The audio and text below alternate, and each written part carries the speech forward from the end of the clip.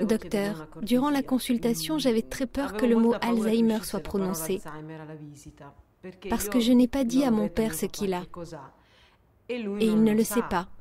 Mais à présent, je me demande si c'est nécessaire de le lui dire. En général, les patients ne veulent pas s'entendre dire ça.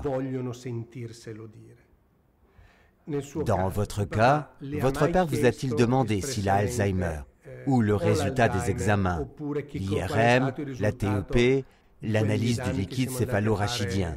Votre père vous a demandé le résultat de ces examens? Non, en fait, il n'a pas voulu savoir. En général, la majeure partie des patients ne le demandent pas, à quelques exceptions près. Mais je dirais que 90-95% des patients ne demandent pas quelle est la cause de leurs troubles de mémoire. Ils sont inquiets, angoissés bien sûr, mais ils ne le demandent pas. Maintenant, si utiliser le mot Alzheimer ou pas est un choix, ce n'est pas une prescription médicale. Il n'y a pas d'instruction en ce sens, mais seulement des principes généraux suggérant de les adapter à la culture et aux souhaits de la personne.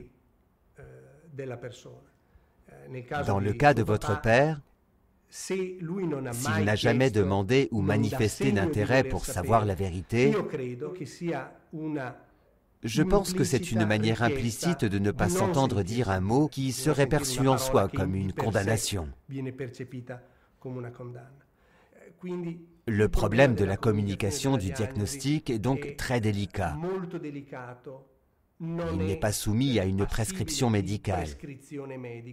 C'est quelque chose qui doit être discuté entre le médecin et le patient lorsque c'est possible et que le patient le demande. Mais de toute façon, toujours entre le médecin et la famille. Il faut adopter une ligne de conduite commune,